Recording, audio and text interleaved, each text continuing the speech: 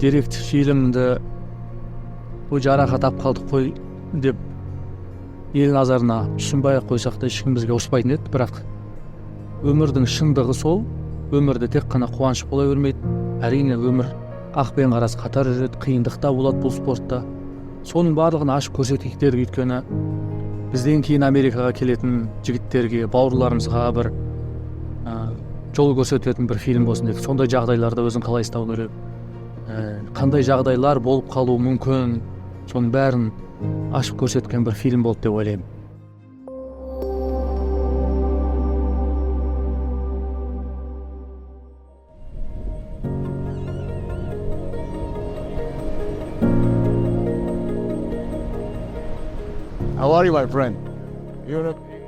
Қалайсың достым? Сен өте мықты жігітсің. Мен сенің жекпе-жектеріңді көргенмін. Расымен де жақсы. Машалла. Айт құтты болсын. Қайдан боласыз? Мен Египеттен боламын. Египетке келгенсіңдер ме? Бір күні барып қалармыз. Әрине, келіңіздер. Сұлтан Бейбарыстың кім екенін білесіз бе? Әрине, ең мықты сұлтандардың бірі ғой. Танып жатат, келіп жатат, амандасып жатат. Танимын сендерді, жекпе-жектерін көргенбіз деп жатат. Әрине, қуанасың. Ол бізді танып атқан үшін, Жәнібекті танып атқан үшін емес, бір қазақты танып атқан үшін қуанасың да. Бір еңбегінің бір жемісін көргендей боласың. Өйткені біз Америкаға Қазақстанды танытамыз, қазақтың бір атын шығарамыз деп келдік қой.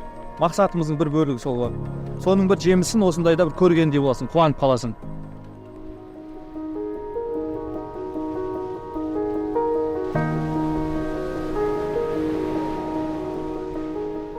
Алтай демалыстан кейін бокстан қыпс Америкаға келіп, адаптацияны өтіп, Құдай қаласа жаттығуымызды бастаймыз. Қызықты сәттер бәрі алды. Алтай демалғанымыздың да өзінің себебі бар. Екі себеп. Біріншісі, операция жасаттық Жәнібектің кіндігіне. Бұл алдыңғы жекпе-жектен кейін сәл бір жарақат алып еді. Енді ол негізі бір 2 аймен жазылып кететін еді.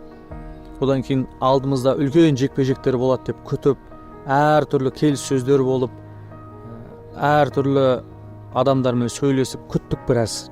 Кәсіпқой боксқа біз өзіміздің қазақтың атын, қазақтың боксын тарихта қалдырсақ деген оймен келдік. Себебі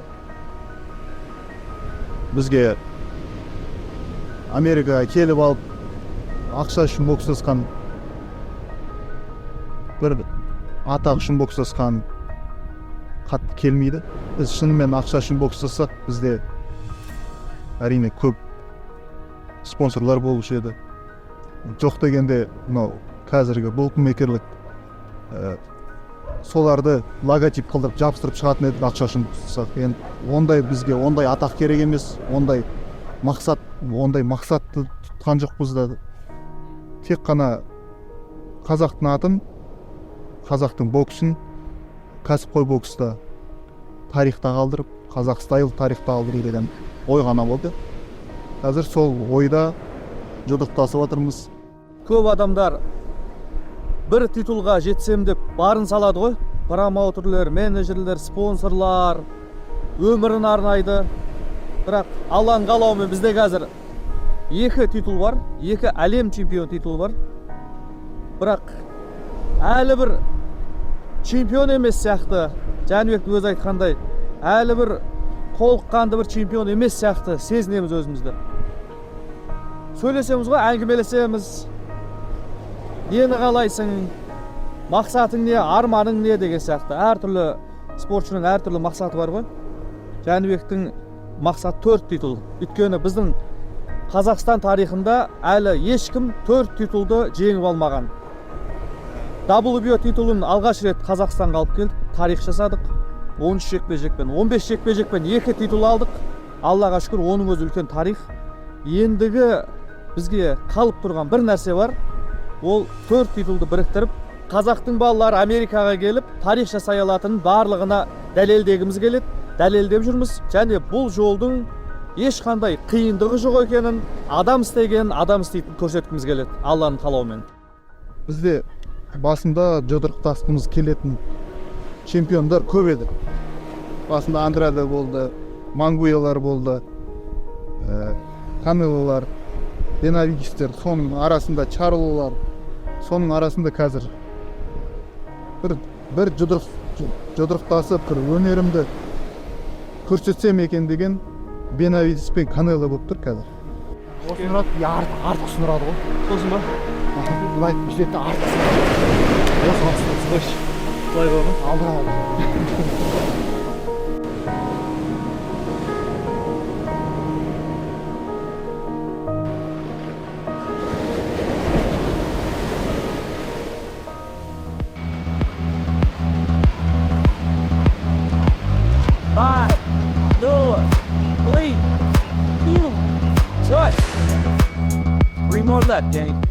На сегодняшний момент у него вообще другой уровень, и даже видно, что он подтягивается. Я думаю, что очень было правильное решение взять этого кондишнинг-коуча.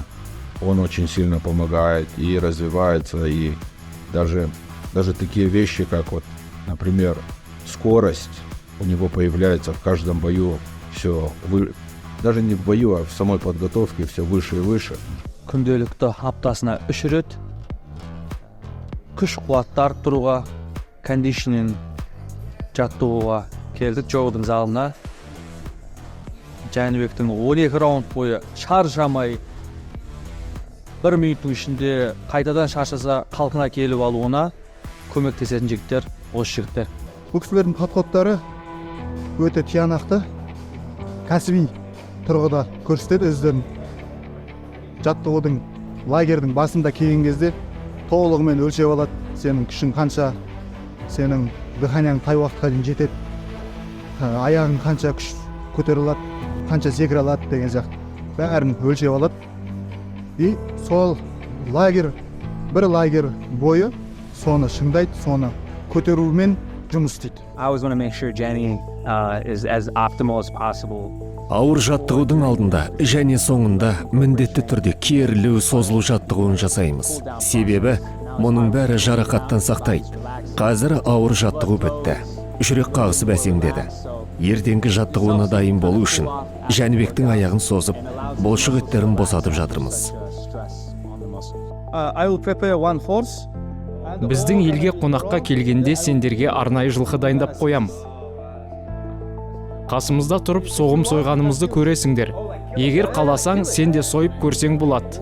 Жылқы сою дейсің бе? Вау! Иә, сойып терісін сыпырып көрсең болады. Біздің дәстүрлерді түсіндіріп қою керек та америкалықтарға. Өйткені қазақтың имиджін құртатын әртүрлі киноларды көріп алғанда, бізді бір қалып кеткен, дамымай қалған мемлекет деп ойлайды, бір дәстүрі жоқ, өзінің бір ұстанымы жоқ халық деп ойлап қалады да. Жоқ, міне осындай мал союдың өзінің дәстүрлері, басты кімге береді, тілді кімге береді, құлақты кімге береді, төсті кімге береді деген сияқты. Соның бәрінің мән мағынасын, мазмұнын түсіндірдік та. Бұлар тек қана біздің өнерімізді ғана емес, біздің ұлтымызды да, елімізді де тану керек та біз арқылы.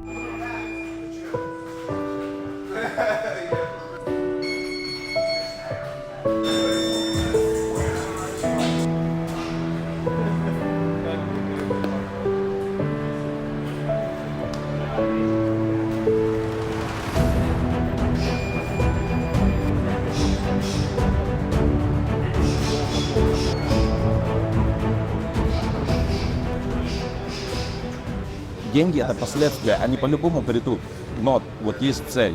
Это пояса, это прославление своей страны, себя, рода, своей семьи. Вокруг есть большая команда, которая тоже заслуживает на это. Мы трудимся, должно... Кто идет, тот осилит путь. Торопимся чуть-чуть. Все Господь нам дает вовремя. Все с Бога дают. Он победа, мы можем тренироваться, лошадь готовить, все будем, меч, все. Победа от Всевышнего. Он позволит, поблюдьте в тебе.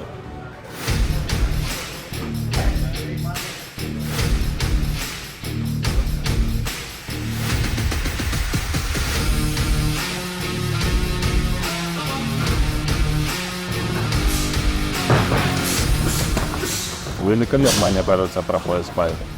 Жанбек все видит, все делает.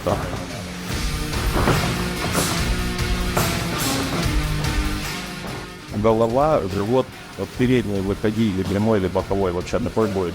У него ручки будут подниматься, и тебе надо начать делать удар в голову. И все, мажал живот. Так. Передний выходи.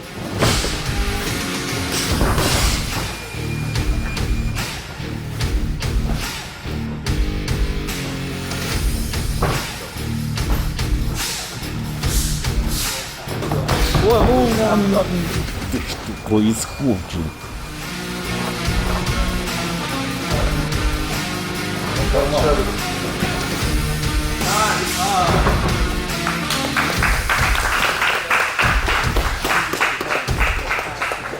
әлем чемпионы аса ауыр салмақта Александр Усик Жәнібектің арнайы дайындығына келіп, көріп, өзінің тәжірибесімен бөлісіп, ақыл кеңесін айтып, қай жерлерде қателік жасап жатыр, қай жерлері жақсы, қай жерді дамыту керек, қай жермен жұмыс жасау керек, кеңесін айтып жатыр. Өте қуаныштымыз.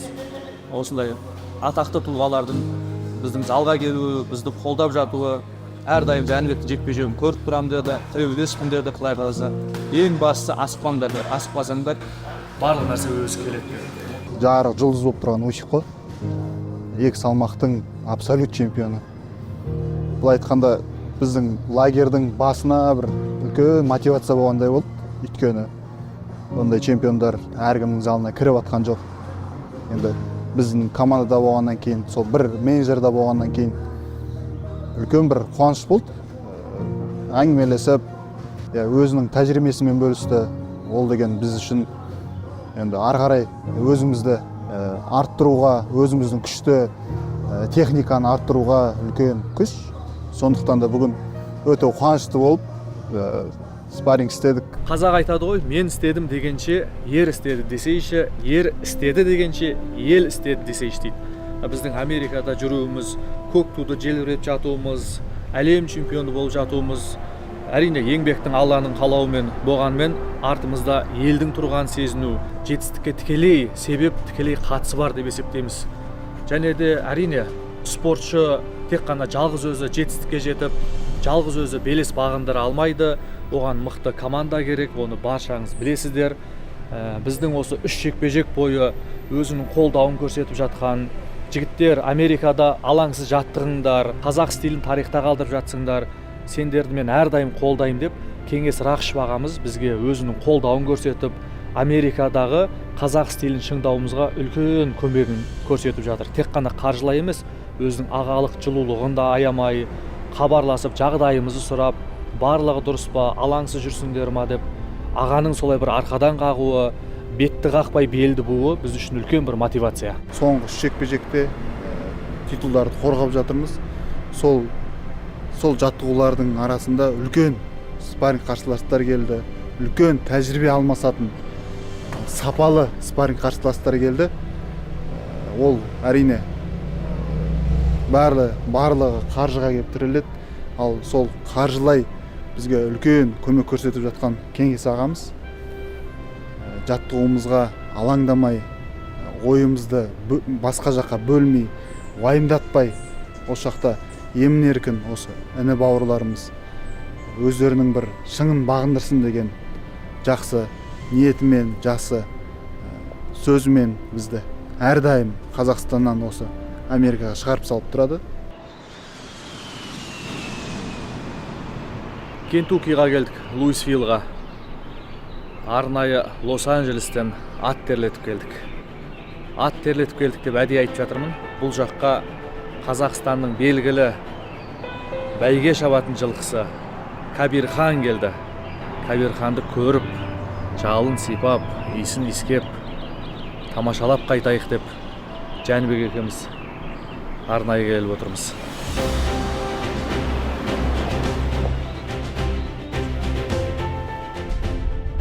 We came from Kazakhstan, brother. Kazakhstan. Do you know where is Kazakhstan? Нина апай келеді. Сол кісі Кабир ханға қарай алып барады. Тілек ағамызбен хабарластық, сөйлестік. Ол кісі осы Нина апайдың нөмірін берді бізге. Нина осы жерді көрсетіп, қазір Кабир хан таңғы жаттығуын жасайды деді. Таңғы 5 пен 8-дің арасында жаттығу болады екен. Үш болып тұр, Лос-Анджелестің уақытымен 6 болды сағат, таңғы 6. не бір мықты аттарды жаратып шығатын осы жерден. Мынау кәсіпқой бокстың отаны Америка дейді ғой, сол сияқты жылқының отаны осы жер болып тұр ғой, Кентукки болып тұр ғой, Кентукки.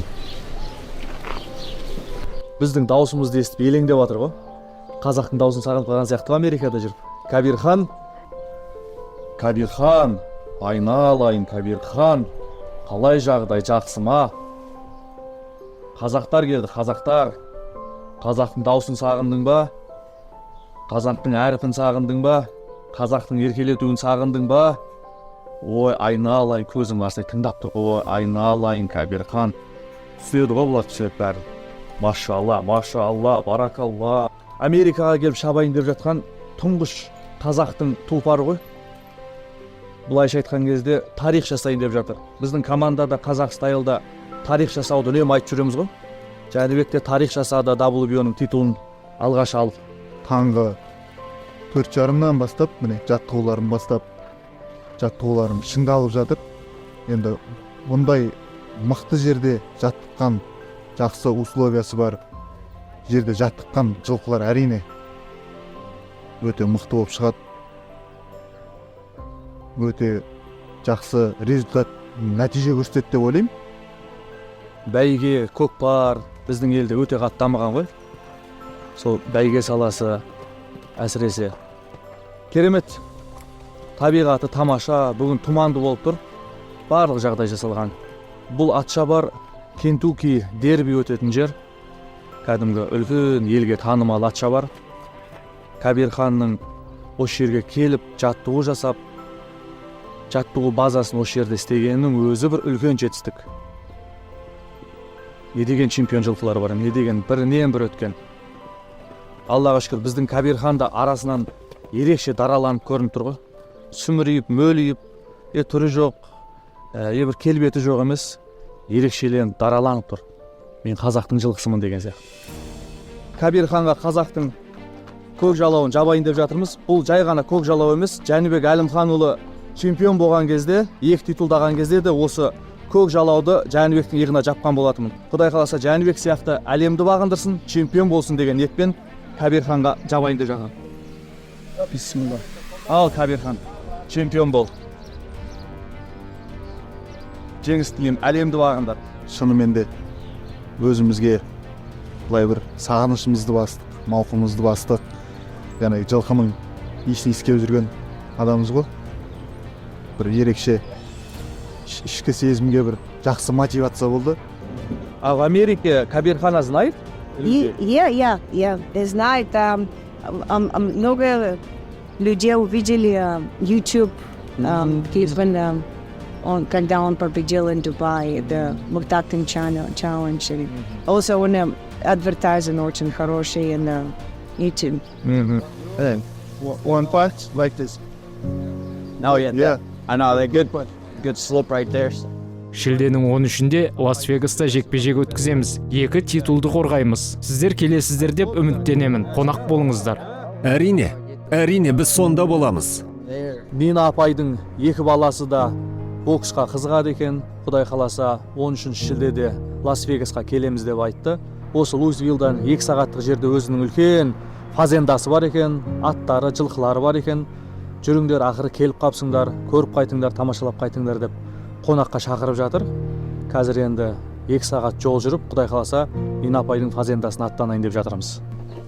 Өзіміз кішкентай кезімізден атқа мініп өскеннен кейін біз өзіміздің балаларға да, кейінгі ұрпақтарға да аттың қадірін, атқа мінуді, ердің мінезін шығарады. Атта әртүрлі, былай айтқанда, әртүрлі айла тәсілдер болады. Соның бәрін кішкентай кезден үйрену өте маңызды деп ойлаймын. Себебі біз өзіміз атқа жақынбыз. Аттан біраз нәрсе үйренгенбіз. Қазірдің өзінде де 1-2 ай атқа мінбесек атыс тұра алмаймыз, мысалы сағынып тұрамыз. жасы 16-да екен Кабирханның анасының. Биік бие, жуан, ірі. Это порода английская? там, что? No, yeah. This is a thoroughbred. Yeah? Thoroughbred. Yes. Нина тәтенің балалар жан-жағымен таныстырып екен.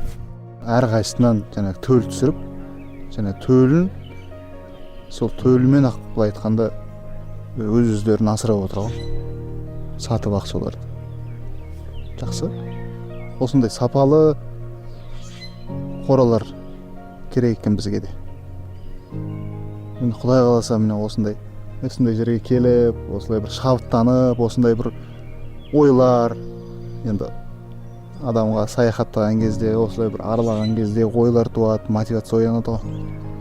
Сондай бір Құдай қаласа ниеттері бар, жақсы жылқылар ұстап, жақсы қандар шығарсақ па деген ниет бар. Good luck, champ. Yes. Hell yeah. Bye.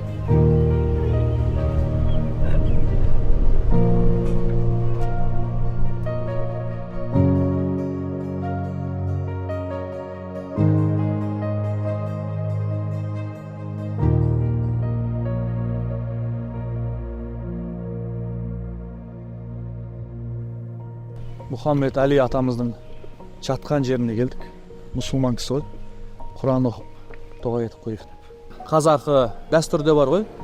Дүниеден қайтқан адамның басына келіп, Құран оқып, сол үшін Алладан кешірім тілеп, біліп білмей істеген күнәларын Алладан Мұхаммед Али атамызға дұға етіп қою үшін келіп отырмыз. Дүниеден өтіп кетсе де, қаншама мұсылмандар келіп Алладан Алла Мұхаммед Али атамыздың күнәларын кешіре көрдіп, дұғасын жасап жатыр мысалы. Осындай адам болу бір, мен ойлаймын, кез келген азаматтың арман шығар деп. Өзінің жас кезінде қалай болғаны, қалай жүргені музейінде болса қазір көре жатармыз. Бұл бізге бокс әлемінде бір жарық жұлдыз болған Мұхаммед Али ғой. Соның жас кезіндегі, бала кезіндегі тарихы бізге қызық. Сол үшін ішке барып көретін сияқтымыз біраз нәрсе. Жақсы идея екен. Мұхаммед Алидің өзі туып өскен жерге аэропорттың атын беріп қойған, көшенің атын берген, осындай арнайы музейі бар, өзінің балалық шағы өткен үйді арнайы музей қылып қойған, көшеге бүкіл жерге Мұхаммед Али деп жазып қойған. Біздің қазақ даласында да әр ауылдан мықты батырлар шығып жатыр ғой. Осындай әр ауыл, әр өңір өзі шыққан батырларды осылай дәріптеп жастарға үлгі қылса, мен ойлаймын керемет деп. Өйткені соған қарап өседі, соған қарап бой түзейді, еңбегін көреді. Біз де осы кісі сияқты жетістікке жетсек екен деген бір мотивация алады. Үлгі болатындай жер екен,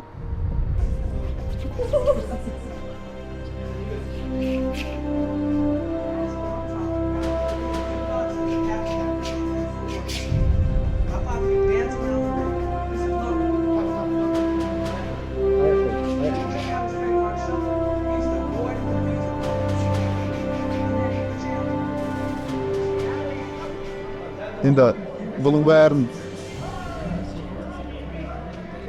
телевизордан көріп жатырмыз, телефондан көреміз, интернеттен ақтарып көреміз ғой. Олай өз көзіңмен көрген басқа сезім ғой, басқа сезім. Осындай еліміз үшін, жастарымыз үшін осындай бір тарих жасап кетсек па деген ой бар. Құдай қаласа. Кәсіпқой бокс әлемінде аңыз спортшылар көп қой. Әр ұлттың спортшылары жарқырап жұлдыз болып жатыр.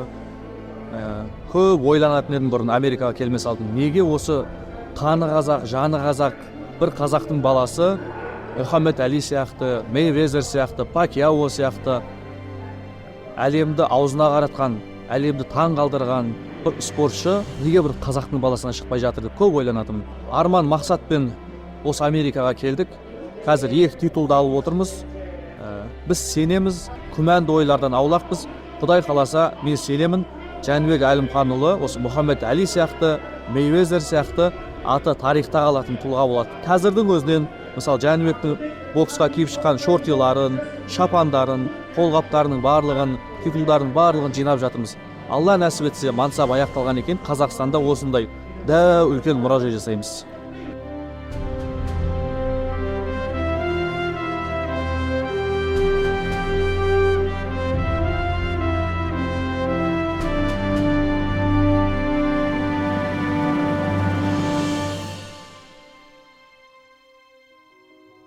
My name's Dean. I go by Dean the Great. You dig? Training in here with Johnny Beck. Осында Жәнібекпен бірге жаттығу жасаймын. Өте мықты боксшы. Мықтылардың қасында болсаң ғана мықты боласың деген қағида бар. Мұнда Жәнібекті ұра алатын әлі ешкімді көргенім жоқ. Мен солақай болмасам да Жәнібектен көп нәрсе үйреніп жатырмын. Өте жылдам боксшы. Just you and the other guy. The biggest truth. If you train or not. Рингте сен және қарсыласың ғана болады. Жақсылап жаттығу жасамасаң, ринг сенің кім екеніңді әлемге әшкер етеді. Ешкім саған көмек бере алмайды. Бұл бокстың шындығы. Бұл осы спорттың ерекшелігі.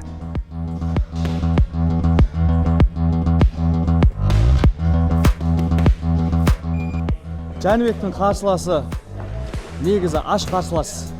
Кәдімгідей ойлаңшы, өмір бойы сен жаттығу жасап жүрсің, өмір бойы бокспен айналысып жатсың. Бірден саған 2 әлем чемпион титулына жұдырықтасуға мүмкіндік келіп тұр да. Сен енді бәрін жасайсың ғой, сол 2 титулды алу үшін. Соны жеңу үшін бәрін жасайсың ғой. Өйткені саған сондай мүмкіндік келіп тұр. Бұндай сенің өміріңде енді бола ма, болмай ма, ол екінші сұрақ. Қайда келе жатқан, не үшін келе жатқан, кімге келе жатқан ол түсініп тұр ғой. Менен қауіптенем, тіпті баспен соғып жіберуі мүмкін, заңсыз соққылар, жаңағы белден төмен ұруы мүмкін деген сияқты, шынтақпен ұрып жіберуі мүмкін. Өйткені бұл спорт сырттан бір өте бір әдемі көрінгенмен, кейде ішінде бір өте бір жағымсыз құлықтары бар да. Енді барынша қараймыз, дайындалып жатырмыз, алдыңғы жекпе-жектердің бәрін зерттедік. Қалай істейді, не істей алады, не істей алмайды. Біз 100% дайын болып шығамыз. Мейлі ол Андрей Михайлович болсын, мейлі ол Канело болсын, мейлі Бенавидес болсын, сол бір деңгейдегі жоғары дайындықпен жаттығуымызды жасап жатырмыз қазір. Бәрі ойдағыдай. Смотря на Жәнібека, я никогда не подумал бы, если встретив его на улице, что он может быть middleweight 160 паундов. Это богом дано ему дар, что я не вижу никакого угрозы ему на сегодняшний день выйти уже на 175 паундов драться. Даже перепрыгнуть одну весовую категорию. Он сложен очень хорошо. И с его навыками, с его возможностями, с его характером, я даже не сомневаюсь, что он пройдет 3 весовые категории. 6 раунд спарринг істеп шықтық, бәрі ойдағыдай. Енді алда тек қана мықты спаррингтер қалды. Жақсы темп көтеретін, 12 раундқа шыдайтын оппоненттер, қарсыластар келеді ертең. Құдай қаласа, алда үлкен ауыр жаттығулар. Дизайн істетіп жатырық.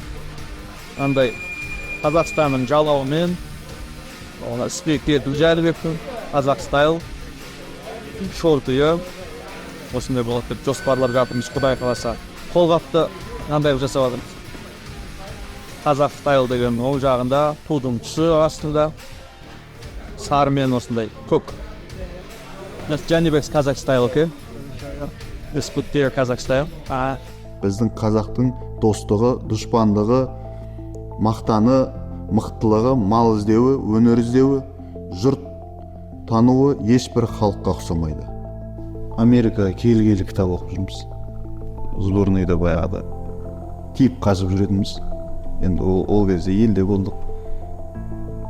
Басқа да жұмыстар болып кетеді. Енді Америкаға келгеннен кейін толығымен қолымыз бос, жаттығудан бөлек кітап оқу, ішінен бір жақсы сөздерін алу, жақсы тәрбиесін, тәлімін алу, соларды іні бауырларға жеткізу. Сол үшін оқимыз кітапты. Себебі кітапта сөзде сиқыр бар деп айтады ғой. Сөздің мағынасы, өзіңнің ойыңды жеткізе білу осы кітаптың арқасы деп ойлаймын. Кербұғыны оқыдым. Содан кейін Шыңғыс Айтматов пен Мұхтар Әуезовтің сырласуы өте керемет кітап. Бір-біріне айтылған әңгімелері қазір мұқағали атамды оқып отырмын. Сөзбен жеткізе білгені сол заманда жүрген сияқты белес сезімді. Ішіндегі ауылға деген сағыныш, елге деген сағыныш, үйге деген, туған туысқа деген сағыныш деген өлеңдері бар. Үлкен кісілерге, аталарға айтқан өлеңдері бар. Америкаға келгендегі біздің екі жұмысымыз бар. Ол біреуі жаттығу жасау, екінші кітап оқу. Яғни біреуі денені күшейту, екіншісі рухты күшейту, рухты байыту. Кітаппен дос болу біздің команда үшін ол өте маңызды, өйткені өмір бақи Жәнібек немесе мен бокстың айналасына жүре бермейміз ғой. Ертең карьерамыз аяқталған кезде біреуге ағамыз қазірдің өзінде, ертең елге барамыз, ақсақал боламыз, Құдай нәсіп етіп жатса. Сол кезде жасында байқар болмағанын қартайғанда айтар болмайды дейді ғой. Тек қана мынау Америкада көрген білгенді айта бермей, бокс туралы әңгіме айта бермей, бір қазақ ақсақал болғаннан кейін бір қазақ әңгімелерді айту, кітаптан оқыған дүниелерді жастарға жеткізу, алаш қайраткерлерінің еңбектерін оқып бойға сіңіріп, соларға ұқсау, соларға еліктеудің барлығы осы кітап оқу процесінде жүзеге асады. Сарыарқа сайран жерлерім, көкорай шалғын көлдерім, бәрін жауға алдырып асқартау биік белдерім, қысылып қазақ тұрғанда данышпандар қайда едің? Атадан бала айрылып, қанаты сынып қайрылып, қасірет толы жүрекке тұрған бір кезде қайғырып, толып жатқан қамқорлар, елді жоқ едің қайда едің? Құландай үркіп елдерің, қалдырып мекен жерлерін, жаяу жалпы жалаңаш қатын бала ерлерің, аштықтан қырғын тапқанда сыпыра жомарт қайда едің? Кедейдің сорын қайнатып, майданға жасын айдатып, тіл жоқ, көз жоқ, басшы жоқ, өлімге басын байлатып, жіберерде жаным-ау, жанашыр жақын қайда едің? Соң бастайды. Енді бүгін кім жаман, данышпан емес кім надан, қамқор емес кім жауыз, жомарт емес кім сараң, көсем емес кім жалтақ, шешен емес жоқ адам. Бәрі білгіш, бәрі дер, жеткіздің Алла тағала дейді. Керек кезде жоқ едің ғой дейді. Керек кезде қайда едің? Енді бәрің білгішсіңдер, бәрің жомартсыңдар, бәрің ерсіңдер, бәрің данышпансыңдар.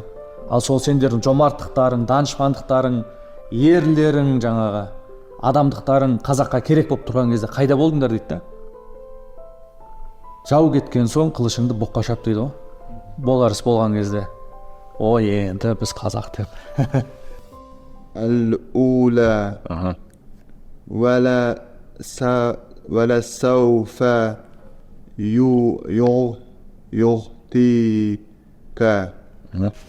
Алдыңғы жекпе-жектерде алфавит жаттап жатқан болатынбыз. Алфавит жаттадық.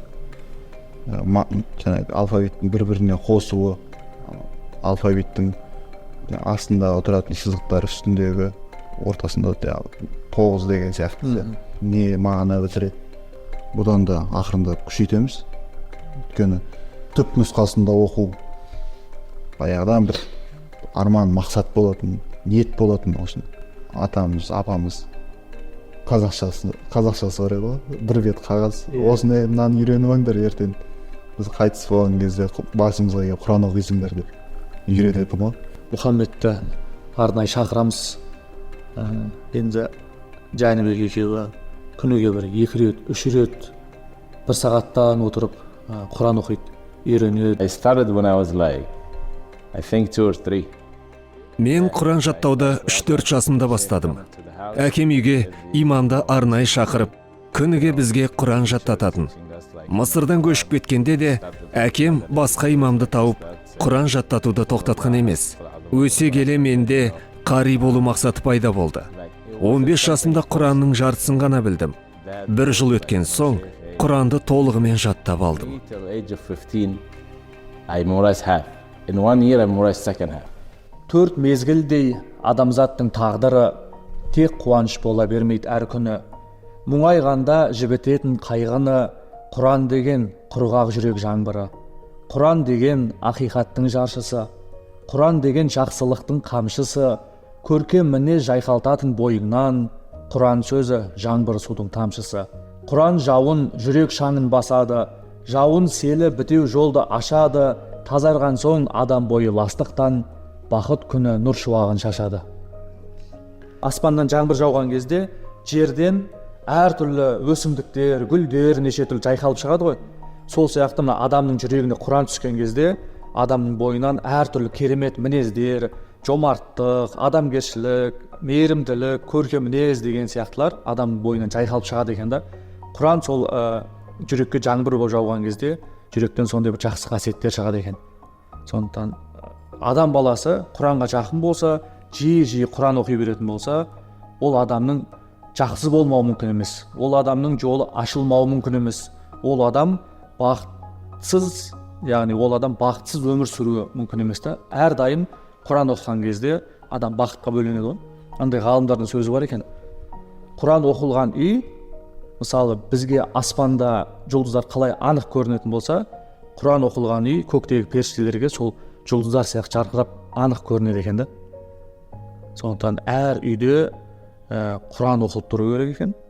Және де әр әке өзінің баласына Құран оқуды үйрету керек екен. Біздің бабалардың ол жолы ғой. Мысалы, саған атаң үйретті, әкең үйретті дегендей, маған Құран оқуды атам үйретті дегендей, сол сияқты осындай бір дәстүр, үрдіс атадан балаға жалғасып отыру керек та. Құран деген тек қана төбесін бетін қаптап қойып, төбеге іліп қоятын кітап емес. Құран деген ол жиі оқылып тұру керек кітап қой. Тек қана оқып қана қоймай, Құранның ішінде өмір сүрудің жолдары, бақытты болудың жолдары жазылған. Соның артынан еріп отыратын болсаң, өмірің берекелі болады. Көп жағдайда адам Құраннан алыстаған кезде өмір берекесізденеді екен ғой. Құранға жақын болған сайын нұрланады екенсің. Ойлашы, бір әріпінде 10 сауап бар Құранның.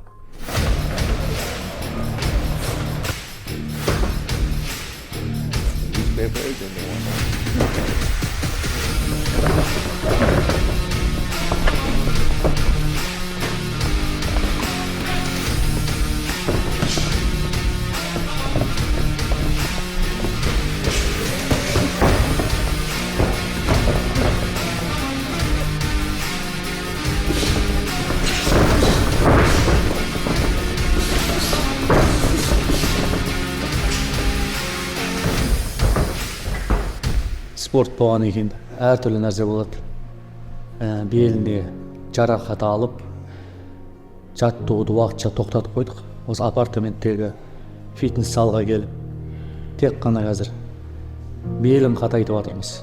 Осыдан бір 4 жыл бұрын бел жарақаттап алып, осындай лагердің ортасында жекпе-жектен отказ беріп, ауылға қайтқанбыз, бел ауырып қап. Бұл жолы дәл сондай жарақат па, одан сәл төмендеу ма, анықтай алмай жатырмыз, бірақ өзімізге уақыт бердік. 3-4 күннің ішінде тураланып, сәл қалпына келетін болса, жекпе-жек өткіземіз. Ал егер қалыпқа келмесе, ауылға қайтамыз. Амал жоқ, бұл спорт. Қызып тұрған кезде қатты байқалмады. Ең кейінім өзі алдыға еңкейе бастадым мен. Алдыға еңкейіп удар ала бастаған кезде сіз айттыңыз ғой, что-то алдыға еңкейіп жатсың сен деп. Вот сол кезде байқалды да, белің өлтір екен. Бірақ қызулықпен білінбеді ол. 6-шы раундтан кейін шыққаннан кейін, отырғаннан кейін біліне бастады. Барынша өз-өзіміз тастамауға тырысып жатырмыз. Өйткені көңіл күйің түсіп, ойбай, үстіп қалды, бүйтіп қалды, енді қайтем, не болатын болды деп уайымдасаң, сен уайымдағаныңнан жазылып кететін болсаң, онда біз жазылып кететін ек та. Сен уайымдағаның, қайғырғаның, біреуді кінәлағаның, үйтпегенде бүйтерек, бүйтпегенде үйтерек деген сияқты нәрселерің сенің жарақатыңа бір грамм көмектеспейді жазылуына. Одан да көңіл күйді түсірмей, қандай дұрыс жолы бар, тезірек қалыпқа келудің, соны ойлау керекпіз. Сондықтан Жәнібектің көңіл күйі түсіп тұрса, мына жақта менің көңіл күйім түсіп, екеуміз екі жақта бір мұңайып жүретін болсақ, жалпы команданың ары қарайғы жұмыстарына әсер етіп кетуі мүмкін да. Мынау сынып, мынаны ашып, ішіне пластик қойып тікті ғой, ішінде пластик бар. Келе салысымен бір сынақ. Одан кейін 2 жылдан кейін шынтақ операция жасадық. одан кейін Қабақ. ол осы алдыңғы неде ол тура бойға 2 аптаға қабақ жыртылды. Соңғы бойдан кейін кіндік болды, нормальный деп келе жатқан кезде шынтақтың тағы шынтақ тазалау керек болды. Қайтадан шынтақ болды, иек болды. Залға бармас алдын бүгін бір тексеріп көреміз. Арқасы қалай болып жатыр? Жақсы болып жатыр ма? Біраз уклон жасап көрсін, шалқайып көрсін, еңкейіп көрсін. Бел жақсы болып жатса, бүгін ертең залға барамыз. Жұма күні спарринг жасаймыз. Спарринг жасаған кезде де бір 6 раунд жасаймыз ау. 5 күн болды. Жақсы, Аллаға шүкір, кеп қалған сияқты бел. Құдай қаласа ертең қайтадан залдағы жаттығуларды бастаймыз, спаррингтерді бастаймыз ақырындап. Тек белді сақтаумен. Қалған бәрі жақсы, ойдағыдай. Белдің жағдайы 5 күн дегенде орнына келді.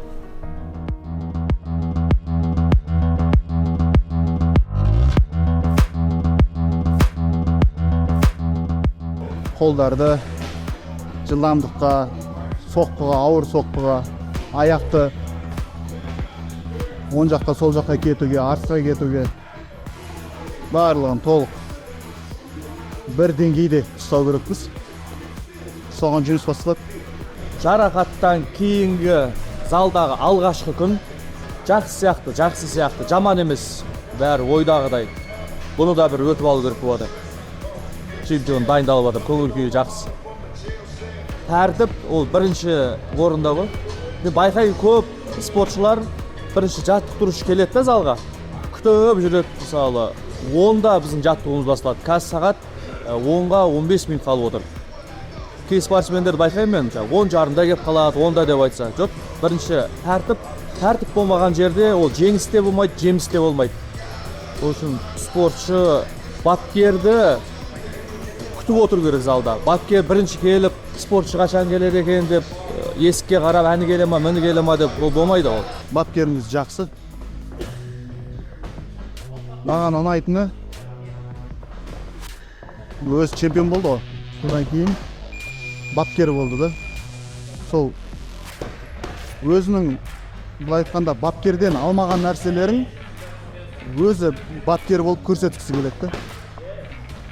Өзінің жас балаларына, біздерге өзінің бір бапкерлерден көрмеген тәжірибесін бергісі келеді. Сол жағынан жақсы, сол жағынан ұнайды бұл. And I've been in the sport for over 35 years. So Мен бұл спортта 35 жылдан бері жүрмін. Мықты боксшылармен жұдырықтасып, мықты бапкерлерден тәлім алдым. Енді сол білімімді, тәжірибемді неге бөліспеске? Бокс менің махаббатым, бокс менің өмірім. Әр боксшыға аз болса да, сапалы білім берсем деймін. Бұл менің қазір негізгі мақсаттарымның бірі. Әлем чемпионы болғанымның қайтарымы сол, жастарға тәжірибеммен бөлісу. the lessons back to the kids.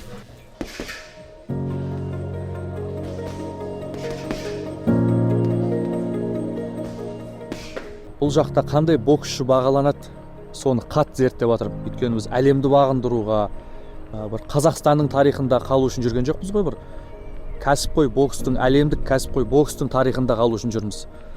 Қарасақ, атақты боксшылар қатты бағаланады да. Енді атақты болу үшін не істеу керек? Танымал болу үшін не істеу керек? Маркетинг, имидж, брендинг бәрін зерттеп жатыр. Осы жақтағы журналистермен, менеджерлермен ақылдасам. Бірақ көбісі біздің мынау қазақылығымызға, табиғатымызға сай келмей қалып жатады да. Абай айтады: арсыз болмай атақ жоқ, алдамшы болмай бақ қайда дейді да. Атақты болу үшін кейде бір арсыз істерге, арсыз қылықтарға, ұятты әрекеттерге бару керек болады да бұл жақта. Бірақ біз тарихта өзіміздің адамдығымызды бір ондай бір арсыздықпен бұлғағымыз келмейді. Бәрі өзінің уақытымен келетін шығар деп ниеттеніп отырмыз. Я түсінем, әлі жеткілікті деңгейде Америкада танымал емеспіз. 2 титул бар, әлем чемпион титулы. Жәнібек Қазақстанда мүмкін 30 мың, 40 мың адам жинайтын шығар аренаға, бірақ Америкада әлі ондай аренаға адам жинай алмайды. жинау үшін не істеуіміз керек, танымал болу үшін не істеуіміз керек десек, жаңағыдай біреумен өтірік ерегісу керексің, бір жерге барып шу шығару керексің, біреудің жеке шекарасына кіру керексің. Бұл енді қазақылығымызға жат қой. Сондықтан бір тұжырымға келдік, ойланып, зерттеніп, боксшыны тек қана ринг қана насихаттайды, боксшыны тек қана жекпе-жек қана танымал қылады, боксшыны жарқын жекпе-жек, жарқын өнер қана танымал қылады деп жатырмыз.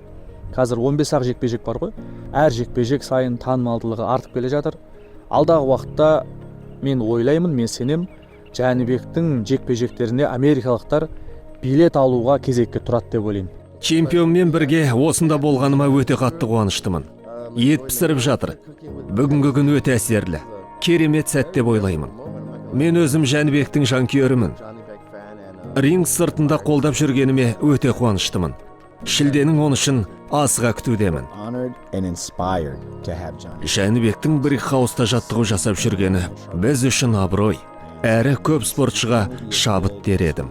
Темірді темір шыңдайды деген сөз бар. Кейде өзің байқамайсың. Бірақ сенің жаттығуың, шеберлігің қасыңдағыларға әсер береді.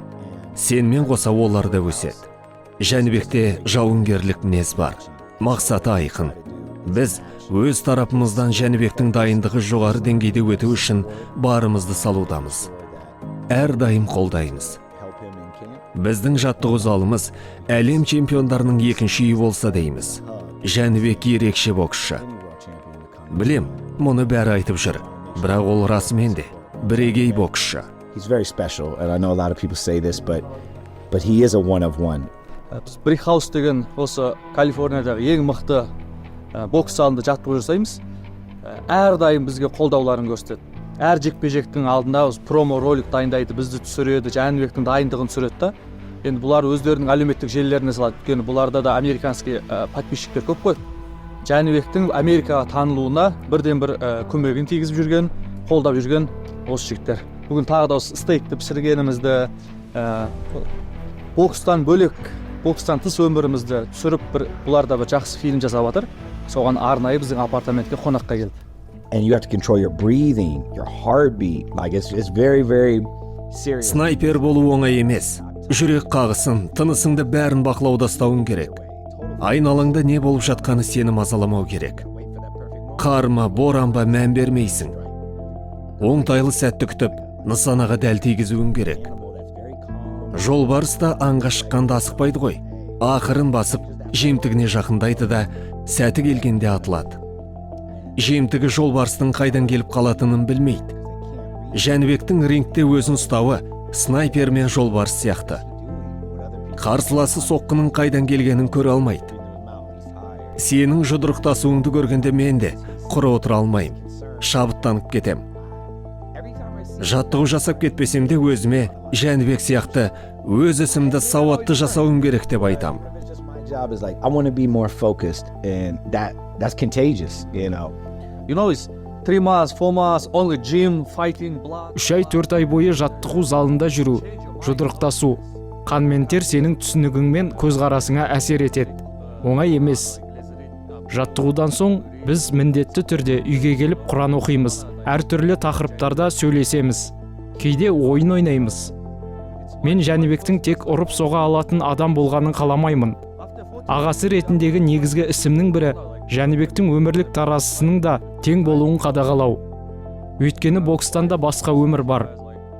Қан көре берген адам ертең қоғамға араласа алмай қалуы мүмкін.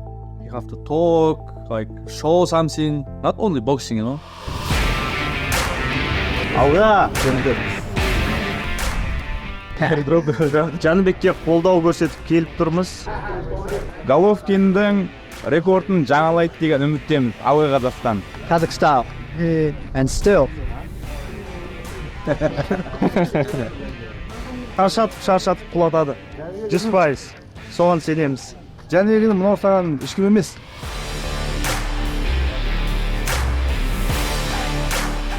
Ассалаумағалейкум, қалайсыздар ағайын бауырлар, жақсыздар ма?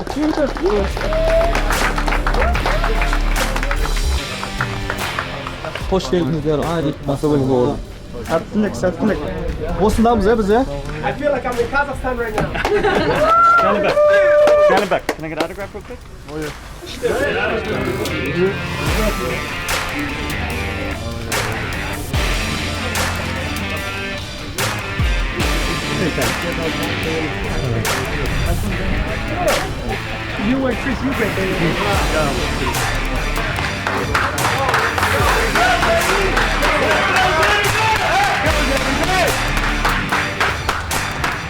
Janibek #1.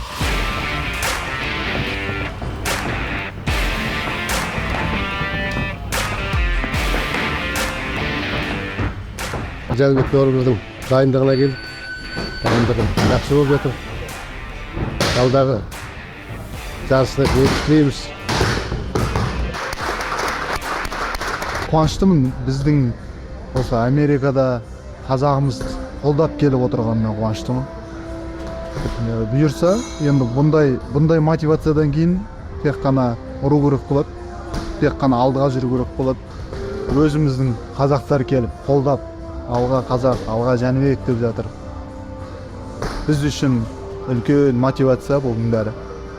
Біз үшін үлкен қолдау, үлкен жауапкершілік. Ауылда жүргенде, елде жүргенде бәрібір қазақтың қолдауы басқаша ғой. Иә, біздің мексиканс жанкүйерлеріміз бар, американс жанкүйерлеріміз бар, басқа да мемлекеттердің жанкүйерлеріміз бар. Бірақ қазақтардың келіп бізді қолдауы, қазағым деп арқамыздан бір қағып, сендерге сәттілік деуінің өзі бұл басқаша мотивация, бұл басқаша сезім. Оны сөзбен айтып жеткізу мүмкін емес. Бүкіл қазақтарға алғыс айтқымыз келеді, келген, қолдау көрсеткен. Бұл жай ғана келіп фотоға түсіп кету емес, бұл қазақ стилін қамшылау, бұл қазақ стилінің тарихта қалуына көрсеткен, жасаған үлкен қолдау деп қабылдаймыз біз. Біздің команда тек қана бір адамға жұмыс істеп жатқан жоқ. Бүкіл қазақ елі үшін, халық үшін, кейінгі болашақ інілер, бауырлар үшін жұмыс істеп жатқан команда. Асырып айтсам да болады, мен командам мықты, мен командам жақсы деп. Аллаға шүкір, Бекең екеуміз осылай ауылдан шығасап жиналып кеттік. Содан бері Аллаға шүкір әр ісіміз оңға басып, бәрін бұлжытпай орындап келе жатырмыз. Әр ойымыз, сөйлеген сөзіміз бәрі бір жерден шығып жатыр. Осының бәрі командалық жұмыс деп ойлаймын.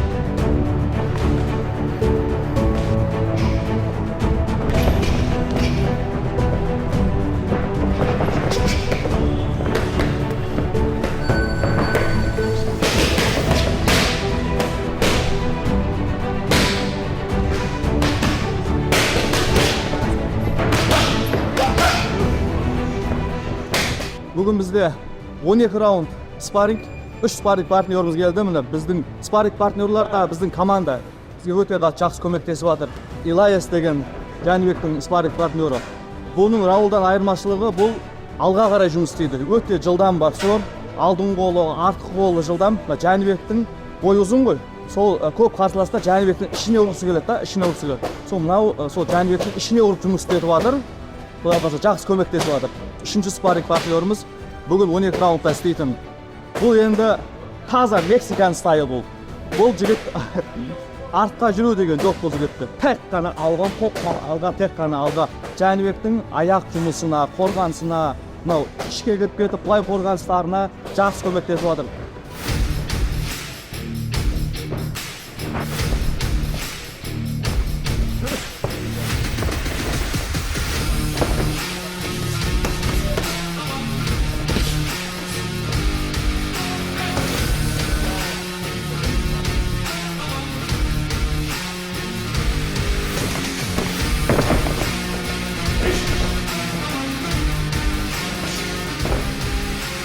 Fight. You okay, right? сал, дай. Қарсыластар шыдамай қалды ғой. Қатты бір соққыға түсіп қалды, енді олар да адам баласы ғой. Қазір тағы да шығарып ұрып құлатқаннан не пайда?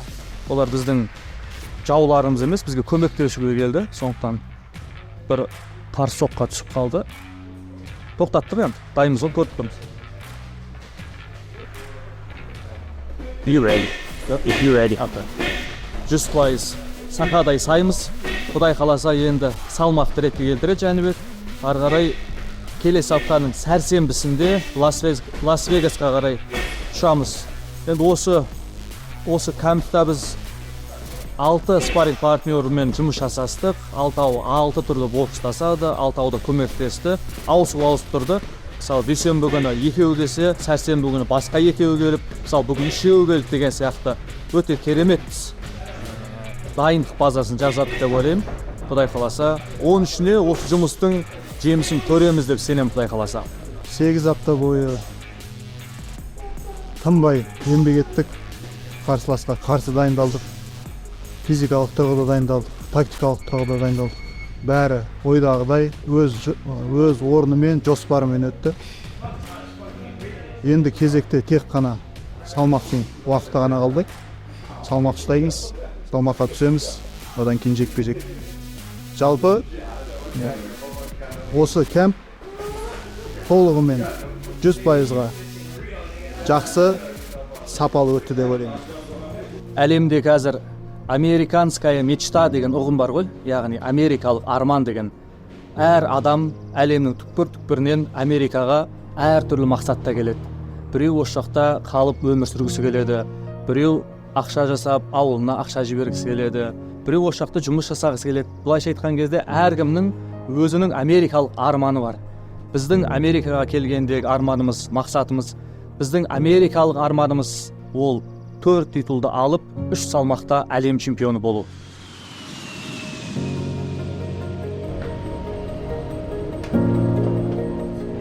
Жанып тұр ғой, Лас-Вегастан жанып тұр ғой. 45 градус па? Шымкент болып тұр екен да, я? Салмақ болайтын ауа райы болып тұр екен бе?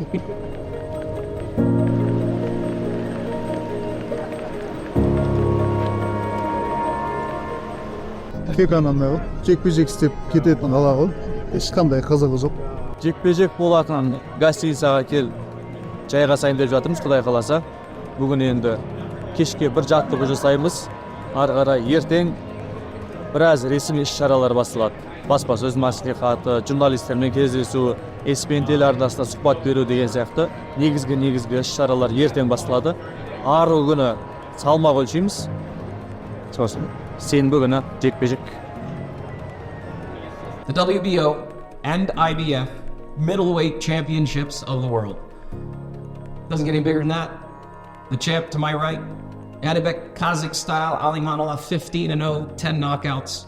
Ассалаумағалейкум баршаңызға. Басты мақсат ол 4 белбеу. Сондықтан да біреу-екеуде тұрған ештеңе жоқ. Бізге тек қана 4 белбеу ғана қажет. Бәрі жоспармен. Құдай қаласа әлем таңғалатындай жекпе-жек көрсетеміз. Бұны бүкіл біздің еліміз, жеріміз қарап бақылап отыр. Соларға үлкен жеңіс сыйлаймыз бұйырса. Жәнібектің деңгейі басқа, Андрейдің деңгейі басқа ғой. Әрине енді мандатори, басты үміткер, IBF-тің міндеттеп берген қарсыласы. Бірақ көзінен көрініп тұр ғой. Енді сенбі күні аман-есен шықса, Жәнібек жыл нокаутын жасайды, Құдай қаласа. Дайынбыз біз, Жәнібекте дайын, команда дайын. Біз тек қана бұл жекпе-жекте дайын емеспіз, біз үлкен жекпе-жектерге дайынбыз. В 15 боях собрать 2 титула – это уже очень большое достижение. Многие боксеры только имеют возможность 20 плюс боев выйти в рейтинге и боксировать за титулы. А за 15 боев забрать 2 титула, я думаю, что это очень большое достижение.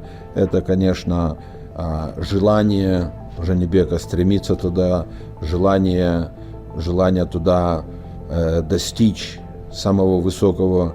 Вот. Ну и, конечно, он тренируется и подготавливается к этому очень И, конечно, его, то, что он требует это, он вот меня постоянно требует, что давайте мне хороших соперников, я не хочу там лишь бы кого-то боксировать, мне нужны имена, но и тем не менее мне, конечно, приходится нелегко, очень приходится нелегко с промоутерами, потому что такого уровня бои они уже намного дороже стоят, оппоненты намного дороже стоят, ну и, конечно, промоутеры со своей стороны тоже рассматривают, но нам помогает.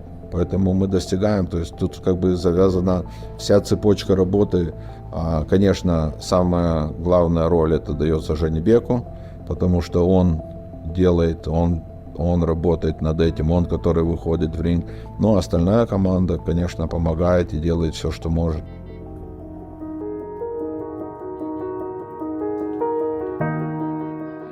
Қайттық Вегастан. Адамның айтқаны бола бермейді ғой. Болмайтын нәрсе бәрі болмайды деген.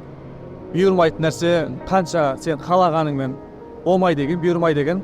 Ең маңыздысы біз үшін денсаулық, ең маңыздысы Жәнібектің аман есен жүруі. Сондықтан Құдай қаласа сәл қалыпқа келіп алып қайтадан бастаймыз жаттығуымызды. На улице Иран 50 градусов стоит. Когда надо делать вес, спортсмены, боксеры не допивают воды, не докушает.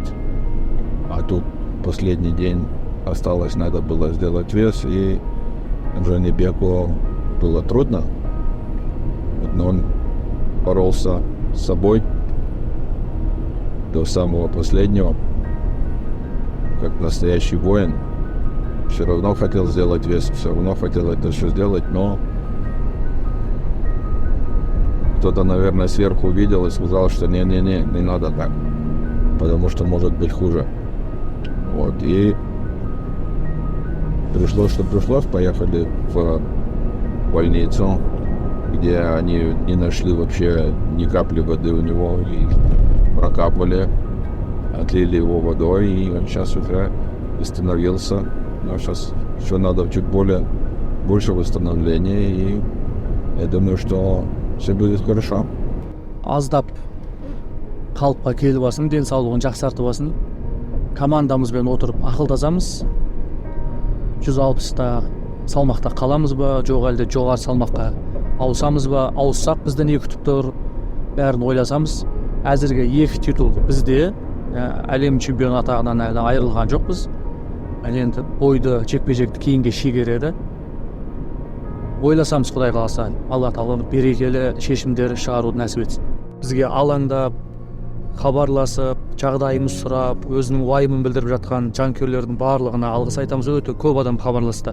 Тек қана Қазақстаннан емес, америкалық біраз таныстарымыз, осы жақтағы кәсіпкерлер болсын, үлкен спортшылар, денсаулықтарын қалай, сәттілік тілеймін, уайымдамаңдар, қажымаңдар, бәрі ойдағыдай болады деп қолдауын көрсетіп жатты.